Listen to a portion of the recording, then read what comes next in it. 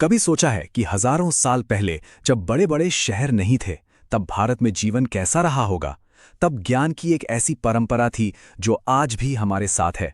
तो चलिए समय में पीछे चलते हैं और उस रहस्यमयी दुनिया यानी वैदिक युग की खोज करते हैं, जिसने आज के भारत की नींव रखी। इस सफर में हम कहानी को 6 हिस्सों में समझेंगे। पहले देखेंगे कि ये युग शुरू कैसे हुआ, फिर आर्य कौन थे, इस पे जो बड़ी बहस चलती है उसे जानेंगे।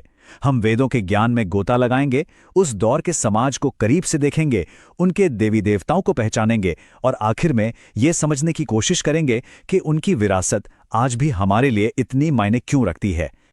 सिंधु घाटी के बड़े बड़े शहरों के अचानक गुम हो जाने के बाद भारतीय उपमहाद्वीप में सन्नाटा नहीं पसरा था। नहीं, बल्कि इतिहास एक नया अध्याय लिख रहा था। एक नई कहानी की शुरुआत हो रही थी। तो हम जिस युग की बात कर रहे हैं वो कोई छोटा मोटा दौर नहीं है। ये लगभग 900 साल लंबा एक जमाना है जो करीब 1500 ईसा पूर्व से शुरू होकर 600 ईसा पूर्व तक चला। इतिहासकारों ने इसे समझने के लिए 2 हिस्सों में बांटा है। पहला है प्रारंभिक वैदिक काल, जिसे हम ऋग्वैदिक काल भी कहते हैं, और दूसरा है उत्तर वैदिक काल। लेकिन सवाल यह है कि इस नए युग को, इस नई कहानी को लिख कौन रहा था। और यहीं पर कहानी का सबसे बड़ा, सबसे दिलचस्प और शायद सबसे विवादित सवाल हमारे सामने आता है। आर्यों की पहचान और उनकी उत्पत्ति का सवाल। ये सवाल सिर्फ इतिहास की किताबों के लिए नहीं है। आर्य कौन थे और वे कहां से आए थे, इस पर एक सदी से भी ज्यादा समय से जबरदस्त बहस चल रही है। ये एक ऐसी पहेली है जो भारत की पहचान की कहानी से सीधे तौर पर जुड़ी है और आज भी इतिहासकारों को उलझाए हुए हैं। इस बहस के आप कह सकते हैं 2 मुख्य खेमे हैं। एक तरफ मैक्स मुलर जैसे भाषाविदों की थियरी है, जिन्होंने संस्कृत और यूरोपीय भाषाओं में समानताएं देखकर कहा कि आर्य मध्य एशिया से आए थे। लेकिन दूसरी तरफ अब विज्ञान एक अलग ही कहानी बता रहा है। हरियाणा के राखीगढ़ी में जो हाल ही में डीएनए रिसर्च हुई है, उसमें बाहर से किसी बड़े पैमाने पर आए लोगों का कोई सबूत नहीं मिला है। ये खोज पुरानी धारणा को सीधी चुनौती देती है। और ये बहस सिर्फ मध्य एशिया और भारत तक ही सीमित नहीं है। बाल गंगाधर तिलक जैसे महान विद्वानों ने तो वेदों में तारों की स्थिति का हिसाब लगाकर कहा कि आर्यों का मूल घर आर्किटिक यानी उत्तरी ध्रुव था। वहीं स्वामी दयानंद सरस्वती ने तिब्बत की ओर इशारा किया। मतलब जितने विद्वान उतनी बातें। यही टकराव इस सवाल को इतना पेचीदा और दिलचस्प बनाता है। तो अगर आर्यों की उत्पत्ति ही इतनी रहस्यमयी है, तो फिर सवाल उठता है कि हम उनके बारे में इतना सब कुछ जानते कैसे हैं। इसका जवाब उनकी सबसे बड़ी और अनमोल विरासत में छिपा है, वेदों में। वेद शब्द का मतलब ही है ज्ञान, लेकिन ये कोई आम ज्ञान नहीं है। वैदिक परंपरा में इन ग्रंथों को अपौरुषेय माना जाता है। इसका मतलब है कि इसे किसी इंसान की रचना नहीं है। ये एक गहरा विश्वास है कि ये ज्ञान सीधे ब्रह्मांड से ऋषियों तक पहुंचा था। उन्होंने इसे बस सुना था। इस विशाल ज्ञान के भंडार को आप समझ लीजिए 2 हिस्सों में बांटा गया है। पहला है श्रुति, यानी जो सुना गया। इसे सीधे ईश्वरीय ज्ञान माना जाता है और चारों वेद इसी का हिस्सा है। दूसरी तरफ है स्मृति, यानी जो याद किया गया। इसमें रामायण और महाभारत जैसे ग्रंथ आते हैं, जिन्हें महान ऋषियों की रचना माना जाता है, जो श्रुति के ही सिद्धांतों पर आधारित हैं। तो चलिए इन 4 वेदों से जरा मुलाकात करते हैं। ऋग्वेद सबसे पुराना और सबसे अहम है, जिसमें देवताओं की स्तुति में भजन है। सामवेद इन्हीं भजनों को संगीत में ढाल देता है। सोचिए, भारतीय शास्त्रीय संगीत की जड़ें यही हैं। यजुर्वेद एक तरह से यज्ञ और अनुष्ठानों की गाइड बुक है, और अथर्ववेद हमें रोजमर्रा की जिंदगी के जादू, टोने और बीमारियों के इलाज की दुनिया में ले जाता है।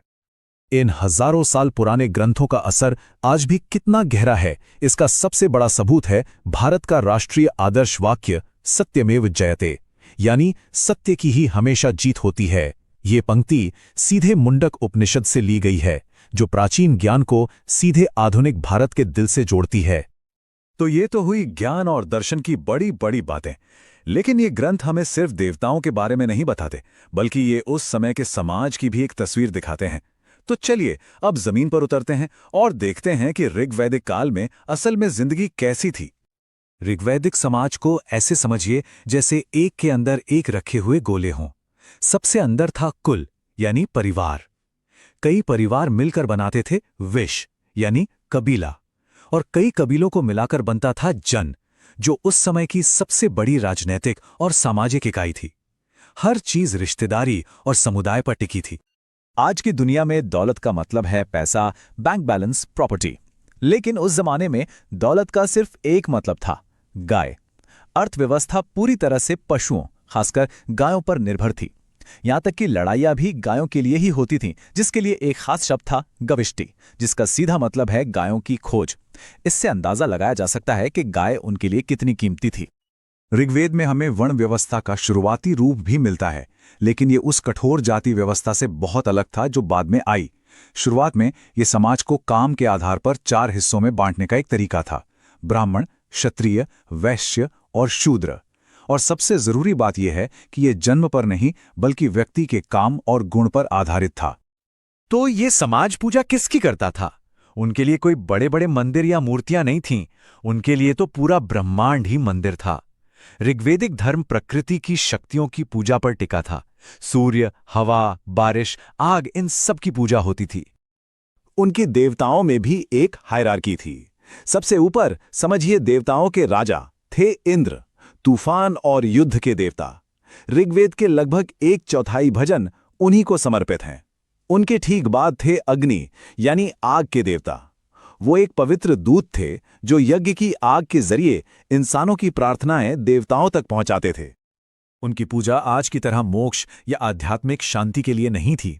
ये बहुत ही व्यवहारिक थी। कह सकते हैं कि एक तरह की डील जैसी। लोग यज्ञ के जरिए देवताओं को भेंट चढ़ाते थे और बदले में अच्छी सेहत, वीरपुत्र और सबसे जरूरी और ज्यादा मवेशियों का आशीर्वाद मांगते थे। तो इस पूरे सफर के बाद इस प्राचीन दुनिया से हम क्या बड़ी बातें समझ सकते हैं? चलिए एक नजर डालते हैं कि वैदिक युग की स्थायी विरासत क्या है और इसने भारतीय सभ्यता की नींव को कैसे गढ़ा।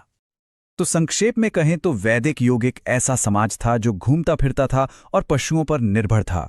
इसी समाज ने हमें वेद जैसे दुनिया के सबसे पुराने और पवित्र ग्रंथ दिए। वर्ण और धर्म जैसी बड़ी सामाजिक अवधारणाओं के बीज यहीं बोए गए। इन्होंने संस्कृत को एक पवित्र भाषा बनाया और प्रकृति की शक्तियों में देवत्व को देखा। इनके विचार आज भी भारतीय संस्कृति में गूंजते हैं।